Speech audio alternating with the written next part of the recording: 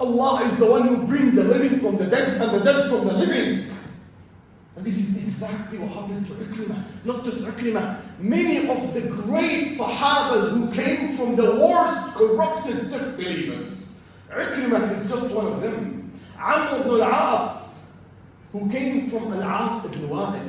Al-As ibn Wa'il, and I want you to remember that those people are going to recite the Quran. So when Ikrimah, this Muslim, martyr, Ikrimah will die in the battle of Yarmouk, and the last sentence that he will say, Ya Khalid, أهذه ميتة ترضي رسول الله عني. Is this a way to die that would please Rasulullah sallallahu alayhi wa sallam? Oh my gosh.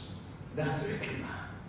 Ikrimah used to recite Surah Al-Qiyamah, and every single time he passes by it, he would read his father, أولا أولى لك فأولى ثم أولى لك فأولى. Either you believe or you receive punishment. You believe or you receive punishment. Every time Ikrimah reads it in the Quran. Amr ibn al-As, his father is Al-As ibn Wa'il. Allah revealed verses from Al-As ibn Wa'il in Surah Maryam. أَفَرَأَيْتَ الَّذِي كَفَرَ بِآيَاتِنَا وَقَالَ لَأُوتَيَنَّ مَالًا وَوَلَدًا أَطَّلَعَ الْغَيْبَ أَمِ اتَّخَذَ عِندَ الرَّحْمَنِ عَهْدًا كَلَّا سَنَكْتُبُ مَا يَقُولُ وَنَمُدُّ لَهُ مِنَ الْعَذَابِ مَدًّا. We are going to stretch and lengthen his punishments. We're going to make it eternal. Imagine. Amr ibn al-As is reading these verses every single time he makes a khatmah in the Quran. Abdullah ibn Ubay ibn Salul. Does anyone know that name? The head of hypocrisy in Medina. Everyone knows that. His son, one of the greatest believers in Medina. Abdullah ibn Abdullah ibn Ubay ibn Salul.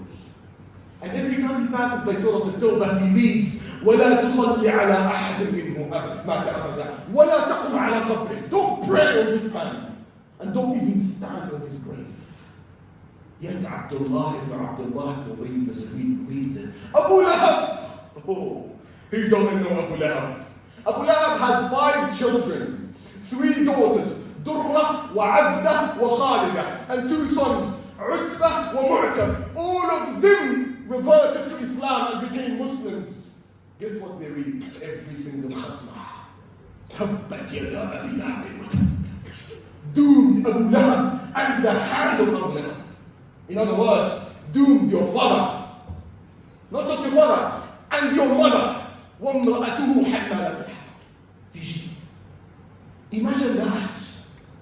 Those people are the ones that Rasulullah was working on. Look at the vision that he had. At the time you think he was fighting with Abu Lahab and Abu Jahl and Abdullah ibn Ubay ibn Salul and Al-As ibn Wa'il. He wasn't. He was looking at the coming generation that would come after them. And those are the generation that transferred and delivered his sunnah to us. Those are the ones who carried the message of Islam. And this should be the mentality of every single leader in the community of Muslims. That you work always in the coming generations. That if they tell you the 3rd generation of Muslims in the Western societies will convert and leave Islam, guess what? We are going to work on the 4th generation. We're going to keep investing in each and every single generation until the last bit, the last penny that we have. Because this was the vision of Muhammad sallallahu alayhi wa sallam. This is why he comes and he says, إِنِّي بُعِثْتُ إِلَى النَّاسِ فَصَدَّقَنِي الشَّبَابُ وَكَذَّبَنِي الشُّيُوخُ. I was sent to people and the youngsters among people believed me, and the elders denied me. And you would find all the people who believed in him at the first beginning of his message, all of them. Sa'd ibn Abi Waqqas, 15 years. Uthman, 30 years. Ali ibn Abi Talib, 10 years. Umar, 32 years. The oldest was Abu Bakr, 36 years. Those are the people who bring the message of Islam. And those are the ones that we should be working on. And this is our vision at this masjid and in this community. This is why I would commend and encourage each and every one to act upon the vision of Rasulullah and help and support this community. This masjid specifically, which vibes with the greatest forms of the youth, who would be holding the sunnah of Rasulullah sallallahu alayhi wa sallam. At the time you're busy and making your money and buying your houses, those will be preaching and reaching to the non-Muslims and bringing and delivering the message of La ilaha illallah Muhammadur Rasulullah. Brothers and sisters, I came here, there was no traffic, it was easy in and easy out, as people think Ramadan is over. But guess what? It wasn't guaranteed that yesterday was the 27th night. As many nations, our brothers in Egypt, our brothers in Pakistan, in Lebanon, in Jordan, tonight is their 27th night. So no one knows for sure when the crescent moon was sighted. And perhaps tonight is the 27th. And some people will delude it and they just worship Allah because those are seasonal worshippers who are coming only on that night and we're leaving for the rest of it. Ramadan is not over yet.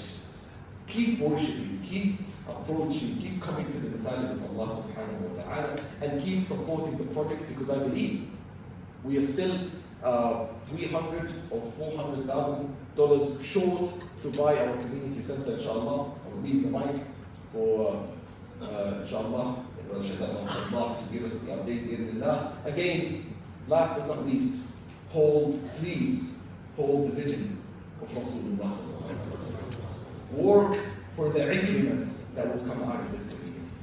Work for Amr ibn al-As, for Utbah and Mu'tab and Durrah and Khalid, even if their parents were not acting, were not able to come to the masajid, but their children will be.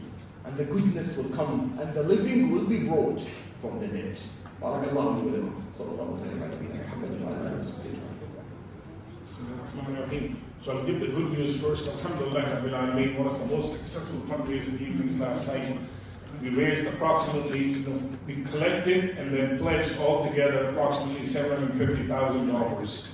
And mashallah, the brother who donated, asked not to disclose his name, came tonight and dropped off a $100,000 check. So I humbly urge everyone, whomever has pledged, try and expedite the donation so that we can collect the money and make the payment towards the acquisition. So please try as soon as you can. That's the first part. Second, we still approximately $350,000 short of our target. We hope, inshallah, that we'll collect it before April 24th, even though we're still in the middle of negotiations. We have an inspection report of the project, and we're trying to work out a deal with the vendor. Alhamdulillah, our environmental study has gone just fantabulous. Alhamdulillah, Rabbil Alameen. We have got 100% indemnification from Shell. So rest assured, we are covered on that part. But the construction side and all that, we still go through the due diligence. But inshallah, we hope the project comes through and we'll expedite. Finally, this is probably the hardest announcement I've had to make in the entire month of Ramadan. I've been asked to make this announcement, especially from the sisters. Some of the sisters are getting quite aggressive. The parking lots, they're fighting with the parking lot attendants, the volunteers. With the children downstairs and in the ladies section, with the food, our sister volunteers have used the word that they've been abused. It's a heavy word, but I've been asked to tell you this, and I humbly request the sisters, a couple of nights left, like the Sheikh mentioned, inshallah try and be on our best behavior and try and cooperate with volunteers. They're working for the sake of Allah subhanahu wa ta'ala. They're trying to abide by the policies that we made in the beginning of the month. Just because we're towards the end of the month does not mean that we create our own policies and start having open community suhoor downstairs. So please cooperate. Jazakumullah khair. Assalamu alaikum.